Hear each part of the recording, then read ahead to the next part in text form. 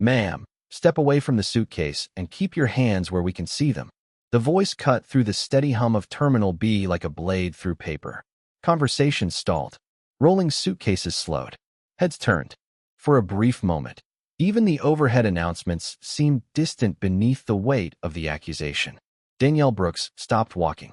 The black hardshell suitcase beside her rested motionless on the polished airport floor, reflecting the bright, white lights overhead. She slowly lifted her eyes toward the group of officers approaching from across the terminal. 5 of them, uniformed, focused, serious. Their boots echoed against the tile as travelers stepped aside to give them room.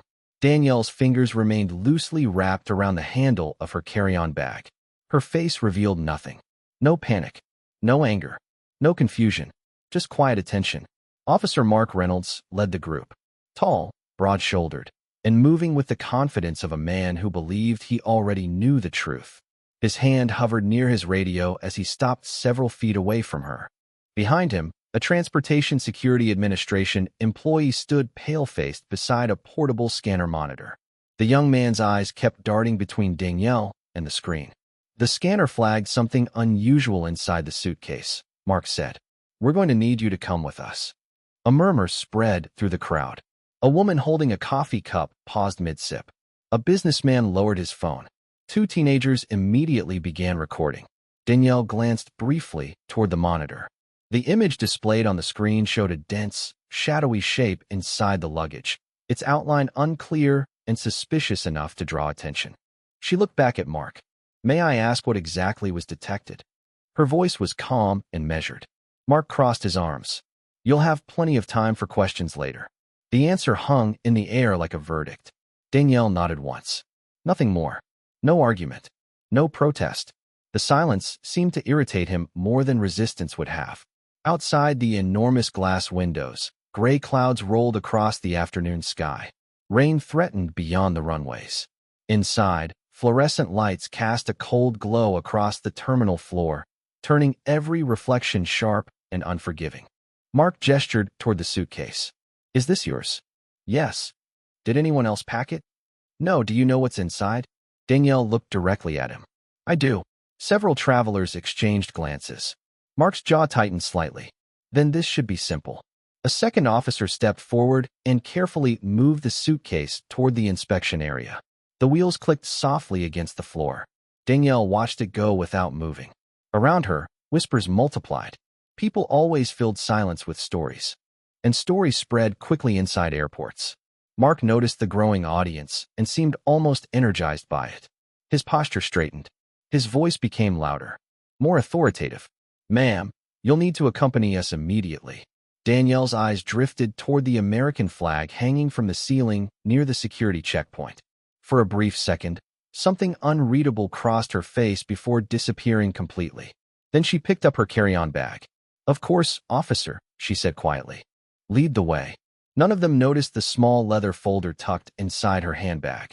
None of them knew that by sunrise tomorrow, every officer in that terminal would be standing at attention when she walked into headquarters. And none of them realized that the woman they were escorting across the airport was not a suspect arriving in the city. She was the new police captain arriving to take command. The walk from the terminal to the airport security office took less than 3 minutes, but it felt much longer beneath the weight of dozens of curious eyes. Danielle Brooks moved at an unhurried pace beside the officers, her carry-on bag resting against her leg with each step. Travelers watched from nearby gates. Some whispered. Some openly stared. Others quickly looked away the moment she noticed them.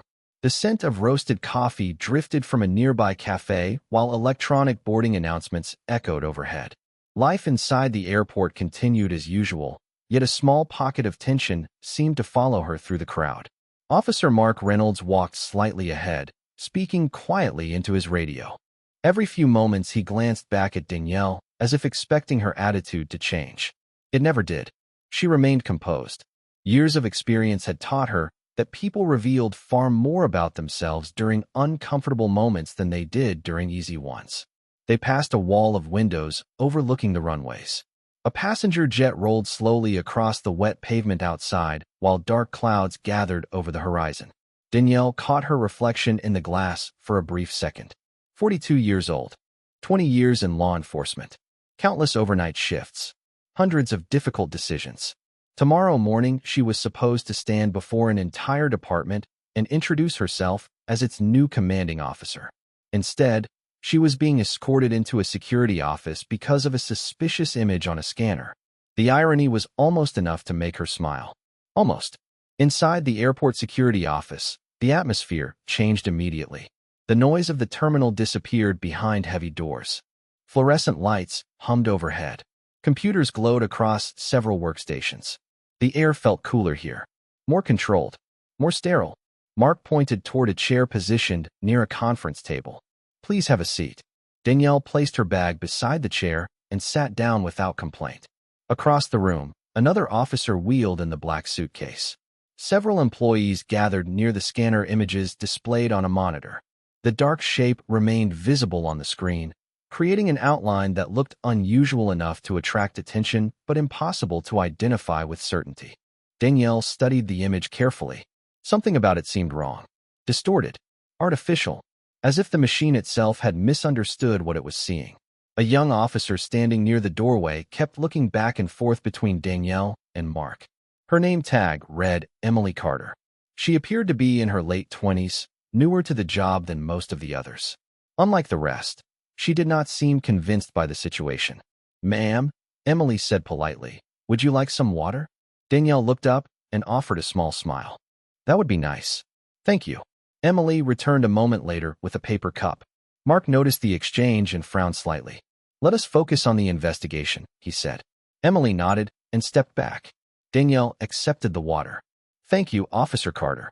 The younger officer looked surprised that Danielle had noticed her name. Before she could respond, a supervisor entered carrying several printed reports. He handed them directly to Mark. "Scanner logs," he said. "Everything from the last 2 hours." Mark quickly reviewed the pages. His confidence seemed to grow with every line he read. He placed the reports on the table and folded his arms. "Interesting," he said. "Very interesting." Danielle quietly set down the water cup. Around her, computers clicked, printers hummed, and officers exchanged brief conversations. Yet beneath all the ordinary sounds, she sensed something else building. Not certainty, not evidence. Assumptions. And assumptions, she knew better than most, could send an investigation in the wrong direction long before anyone realized it. Officer Mark Reynolds tapped the stack of scanner reports against the edge of the table and studied Danielle Brooks carefully. The room had grown quieter over the last few minutes. Even the officers working nearby seemed interested in what would happen next. Outside the office windows, the terminal remained busy, but inside this small corner of the airport, attention had narrowed to a single suitcase and a single traveler. Mark pulled out a chair and sat across from Danielle. He leaned forward slightly, placing the reports on the table between them. "You seem unusually calm," he said. Danielle folded her hands in her lap. "Should I not be?" Mark gave a short smile that never reached his eyes. "Most people would be concerned." "I am concerned," Danielle replied. "I am concerned that conclusions appear to be arriving faster than facts." A few officers exchanged glances. Mark's expression hardened. He was accustomed to controlling conversations. Danielle's steady confidence seemed to frustrate him. He opened the report and pointed toward a highlighted section. The scanner identified a dense object that cannot be clearly classified. That object triggered multiple alerts. Danielle nodded. "And has anyone physically examined the contents yet?" Mark hesitated for a second. "Not yet." "Then the scanner identified an image," Danielle said calmly. "Not a crime." The words settled heavily over the room.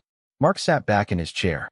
Across the office, Emily Carter quietly watched the exchange. Something about Danielle's responses stood out. She was not defensive. She was not evasive. She answered directly and carefully, as though she had spent years dealing with investigations. Emily had met nervous travelers before. She had met angry travelers. She had met dishonest travelers. Danielle did not fit any of those categories. Meanwhile, Mark's attention shifted toward the suitcase positioned on a separate inspection table nearby. A technician was preparing equipment for a more detailed examination. Several officers gathered around to observe.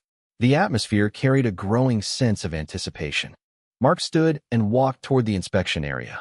"We are about to find out exactly what is inside," he announced. Danielle remained seated. I hope so, she said. Her voice carried no fear. That confidence only strengthened Mark's belief that she was hiding something. In his mind, experience had taught him to trust instincts. He often told younger officers that instincts solved cases before evidence caught up. Over the years, that mindset had earned him praise, commendations, and a reputation for being aggressive when others hesitated. It had also convinced him that hesitation was weakness. Today, he felt certain. Certain enough that he barely noticed how thin the actual evidence remained. The technician adjusted several settings and frowned at the monitor. That is strange, he muttered. Mark stepped closer. What is strange? The image is shifting. The technician enlarged the scan. The dark shape seemed slightly different from the original report. Distorted. Inconsistent. Mark folded his arms. Run it again. The machine processed the data a second time. Another image appeared. Different again. Smaller this time. Several officers exchanged confused looks. Emily moved closer. Could the scanner be malfunctioning? She asked. Mark immediately shook his head. The equipment was inspected last month. The technician did not seem convinced.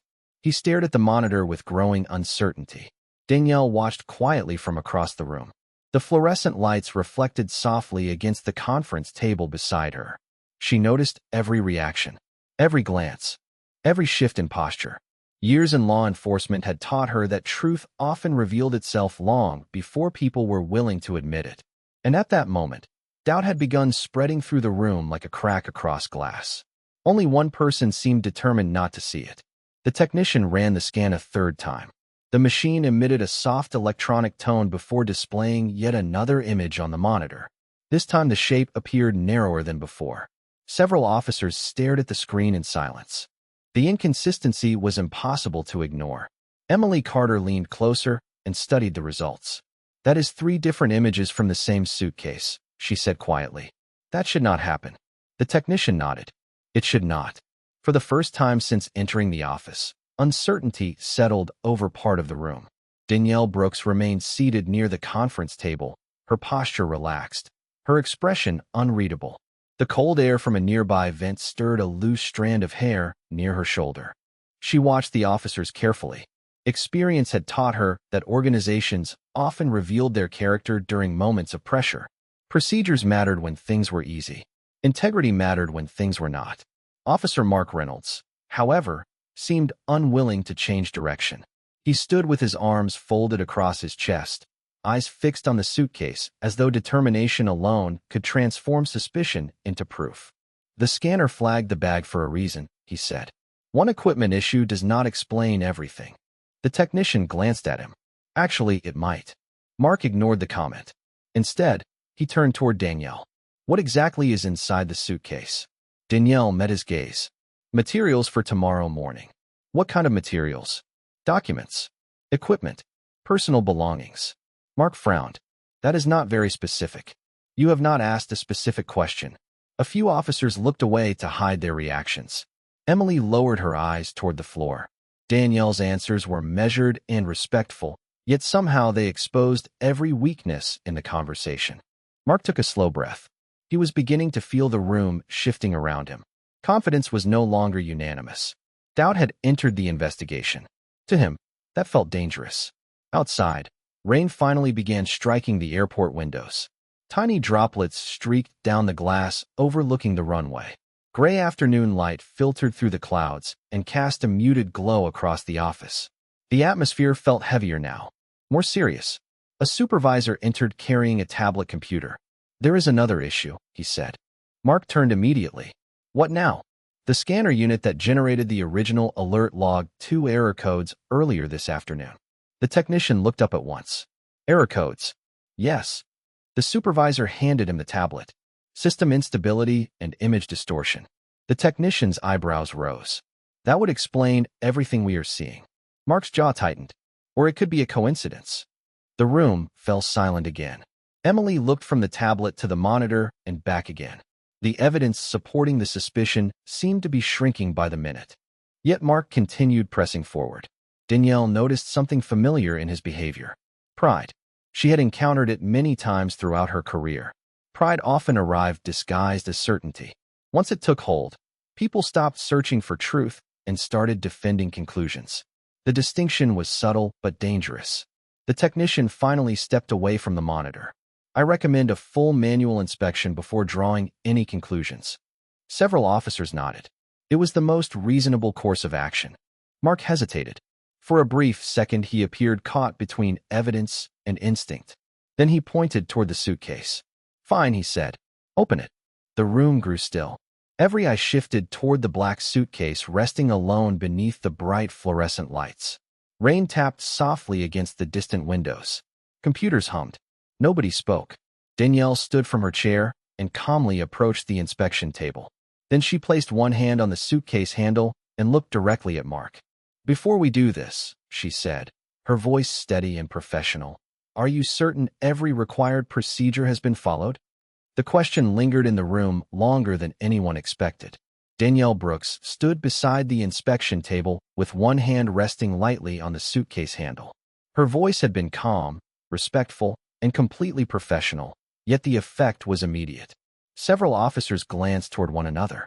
The supervisor holding the tablet lowered it slightly. Even the technician seemed to pause. Officer Mark Reynolds remained silent for a moment before answering. "Every necessary procedure has been followed." Danielle tilted her head slightly. "Every procedure?" Mark's expression tightened.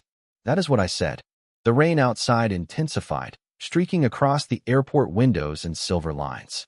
Inside the office, the fluorescent lights reflected against the smooth, black surface of the suitcase. The atmosphere felt increasingly uncomfortable, not because of the luggage, because of the question. Procedures were the foundation of law enforcement. Every officer in the room understood that. If shortcuts existed, they mattered. Danielle looked toward the technician. Was the secondary equipment verification completed after the scanner errors were discovered? The technician hesitated. "Not yet." Danielle nodded once. Then she looked toward the supervisor. "Was the equipment removed from active status after the error codes appeared?" The supervisor shifted his weight. "No." A few officers exchanged uneasy glances. Mark immediately stepped forward.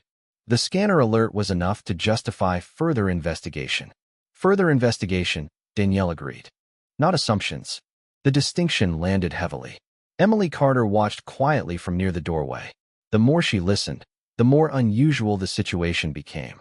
Danielle spoke with the precision of someone who understood policies from the inside, not merely someone familiar with them, someone who had spent years enforcing them. Emily found herself wondering who this woman really was. Mark seemed determined not to ask that question.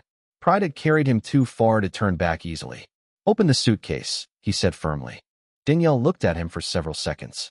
There was no challenge in her eyes, no hostility, only disappointment. Then she slowly entered the combination and released the locks.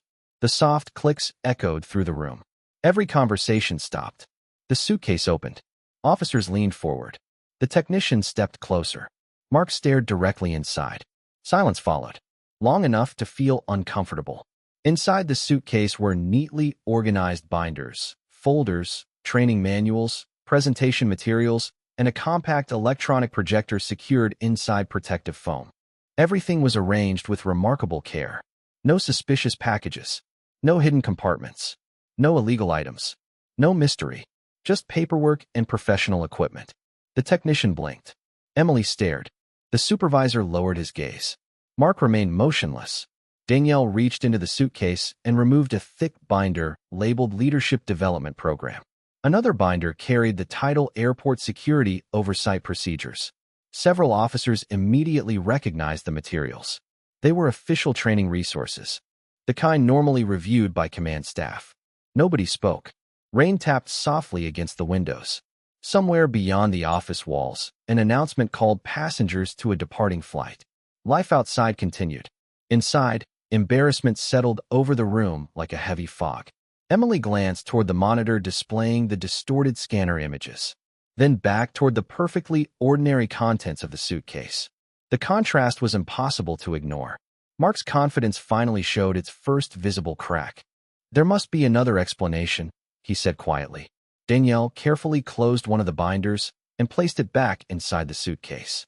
"There is," she replied. "The explanation is that equipment can fail."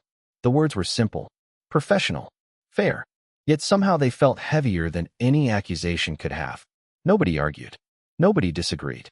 For the first time since the investigation began, the room no longer looked at Danielle as a suspect. They looked at her as someone who understood exactly what had gone wrong. The only person still struggling to accept that reality was the officer who had started it all.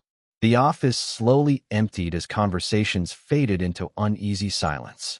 One by one, officers returned to their desks, carrying with them the uncomfortable realization that certainty had arrived long before evidence. Danielle Brooks remained near the window overlooking the rain-soaked runway. The suitcase sat quietly beside her, closed once again, no longer the center of attention. Outside, sheets of rain drifted across the tarmac beneath rows of blue taxiway lights. Airliners moved through the storm like distant shadows, their navigation lights blinking against the gray afternoon sky. The rhythmic sound of rain tapping the glass filled the room. For the first time since arriving at the airport, nobody was questioning her. Nobody was watching her every movement. The tension that had consumed the office began to dissolve, leaving behind something heavier. Reflection. Danielle folded her arms and looked beyond the runway. 20 years earlier, she had stood in another building, wearing a brand new uniform and wondering whether she belonged in a profession that often demanded more than it gave back. She remembered long night shifts, missed holidays, difficult conversations, and countless moments when patience mattered more than authority. She remembered mentors who taught her that leadership was not measured by how much power a person held, but by how they treated people when nobody was watching. Those lessons had stayed with her. They had shaped every promotion, every assignment, and every decision that eventually brought her here. Behind her, the fluorescent lights hummed softly overhead.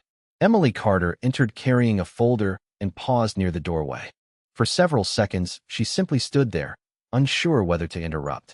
Danielle noticed her reflection in the glass. "Something on your mind, Officer Carter?" Emily hesitated before answering. "I was thinking about what happened." Danielle turned slightly. "So was I." Emily looked down at the folder in her hands. "Most people would have been angry." Danielle offered a small smile. "Some probably would have been. But you are not." Emily asked. Danielle glanced back toward the rain outside. "Being angry rarely helps people see clearly." The younger officer considered the answer. It was simple, yet it carried the weight of experience. Emily had spent the entire afternoon watching a situation unravel because assumptions were treated like facts. She suddenly realized that Danielle had never raised her voice once. Not when she was questioned. Not when procedures were ignored. Not even when the contents of the suitcase proved the investigation wrong. That calmness felt unusual, powerful in a way Emily could not fully explain. The rain continued falling beyond the glass. Somewhere in the distance, thunder rolled softly across the horizon. Danielle watched a departing aircraft lift through the clouds. Tomorrow would bring new responsibilities, new expectations, new challenges. Yet at that moment, standing beside the window, she felt none of the excitement she had expected. Only a quiet sadness. Not for herself, for the opportunity that had been missed. An opportunity to slow down, ask better questions, and trust the process before reaching conclusions. Behind her, the office remained unusually quiet. The lesson was already present in the room. The only question was whether everyone was ready to recognize it. The rain had begun to ease when the office door suddenly opened again. A gust of cool air drifted inside from the hallway as a tall man in a dark suit stepped through the entrance carrying a leather portfolio beneath his arm. Conversations immediately stopped. Several officers straightened in their chairs. The supervisor near the workstation stood at once. Danielle Brooks quietly turned from the window and recognized him immediately. Chief Robert Hayes. He had spent the last 2 weeks coordinating one of the department's most important leadership transitions. His arrival should not have surprised her. The timing, however, was unexpected. Hayes scanned the room with a practiced eye. Something in the atmosphere immediately caught his attention. The silence felt wrong. The expressions felt wrong. Then his gaze settled on Danielle. For a brief moment he froze. Confusion crossed his face first, then disbelief, then something very close to alarm. "Captain Brooks," he said. The words landed like a thunderclap. Nobody moved. Nobody spoke. The only sound came from the distant hum of computers and the fading rain against the windows. Mark Reynolds blinked. "Captain." Chief Hayes looked from Danielle to the inspection table, then to the suitcase, then to the cluster of officers surrounding the room. His expression darkened. What exactly is going on here? No one answered immediately. Emily Carter felt her stomach tighten. The supervisor lowered his eyes. Even the technician seemed unsure where to look. Danielle remained calm. She offered a small nod toward Hayes. Good afternoon, Chief. Hayes exhaled slowly. I was expecting to meet you tomorrow morning. So was I, Danielle replied. The silence deepened. Mark stared at her as if seeing her for the first time. His mind raced backward through every conversation, every assumption, every decision made during the afternoon. The scanner alert, the questioning, the confidence, the certainty. Each memory now felt different. Smaller somehow, less convincing. Chief Hayes stepped closer. Captain Danielle Brooks will officially assume command of airport police operations tomorrow at 8 o'clock sharp, he said. I believed everyone in this division had already received that information. Nobody spoke. Several officers exchanged stunned looks. Emily remembered the department-wide email she had briefly skimmed earlier in the week. The name suddenly returned to her memory with painful clarity. Danielle Brooks, decorated commander, 20 years of service, leadership specialist, the incoming captain. Across the room, Mark's face had gone pale. He looked toward the suitcase filled with training materials and leadership binders. Suddenly, every detail made sense. The manuals, the projector, the professional calm, the precise understanding of procedures, the confidence without arrogance. It had all been there from the beginning. They simply failed to see it. Hayes studied the room carefully. Would someone like to explain why our incoming captain spent part of her first afternoon here under investigation because of a scanner malfunction? No one answered. No one could. Danielle looked around the room. Embarrassment hung heavily in the air, but she felt no satisfaction from it. Only understanding. Because moments like this were never really about rank. They were about judgment. And judgment had been the real test all along. As realization spread across every face in the room, one truth became impossible to ignore. The person everyone had questioned, doubted, and underestimated was now the leader they would all answer to in the morning. No one moved for several seconds. The weight of Chief Hayes's words remained suspended in the room, settling over every desk, every monitor, and every officer standing beneath the fluorescent lights. Outside, the rain had almost stopped. Thin streams of water slid down the tall airport windows as pale afternoon light slowly returned to the runway. Danielle Brooks looked around the office and saw embarrassment written across faces that had been confident only an hour earlier. Emily Carter stared at the floor. The supervisor quietly adjusted his glasses. Even the technician appeared uncomfortable. But it was Mark Reynolds who seemed unable to escape the moment. He stood near the inspection table, shoulders rigid, eyes fixed on the closed suitcase. The certainty that had carried him through the afternoon was gone. In its place remained a difficult realization. He had been so focused on proving himself right that he had stopped asking whether he was wrong. Chief Hayes finally broke the silence. I think everyone here has learned something important today. His voice was firm but measured. Then he looked toward Danielle. Captain, I owe you an apology for the welcome you received. Danielle shook her head gently. The airport did its job by investigating an alert. Her eyes moved across the room. The problem was not the investigation. Several officers looked up. The problem, she continued, was what happened after assumptions entered the process. No one disagreed. Mark slowly stepped forward. Every movement seemed heavier than before. For the first time all afternoon, his confidence was gone. Captain Brooks, he said quietly. The title felt unfamiliar on his tongue. I owe you an apology as well. Danielle listened without interruption. Mark took a breath. I should have paid more attention to the evidence. I should have listened when concerns were raised. And I should not have assumed I already knew the answer. The room remained silent. Nobody expected excuses. Nobody received any. Danielle studied him for a moment. She had encountered officers like Mark throughout her career. Good people sometimes made poor decisions when pride became louder than judgment. The mistake itself mattered. What happened afterward mattered more. Thank you for saying that, she replied. Mark lowered his eyes briefly. I understand if this affects how you see me. Danielle glanced toward the rain-streaked windows. One moment does not define a person. Several officers looked surprised by the answer. But moments do reveal opportunities to improve, she added. Mark nodded slowly. The words seemed to strike deeper than criticism would have. Across the room, Emily felt some of the tension finally begin to disappear. The situation could have become something very different. Danielle held authority now. She could have embarrassed people. She could have focused on mistakes. Instead, she focused on lessons. Chief Hayes folded his arms and allowed a faint smile to appear. He recognized leadership when he saw it. Not leadership built on rank. Leadership built on character. Danielle closed the final binder inside her suitcase and secured the latches. The sound echoed softly through the room. The investigation was over. The misunderstanding was over. Yet the real impact of the day would remain long after everyone went home. Because sometimes the strongest lesson was not delivered through punishment. Sometimes it arrived through grace, offered at the exact moment people expected something else. The next morning arrived clear and bright. Overnight rain had washed the sky clean, leaving a pale blue horizon beyond the airport windows. Sunlight spilled across the terminal floor in long golden bands as employees prepared for another busy day. Inside the main briefing room, rows of officers took their seats. Conversations remained quieter than usual. The events of the previous afternoon had traveled through the department faster than any official announcement. Some people discussed procedures.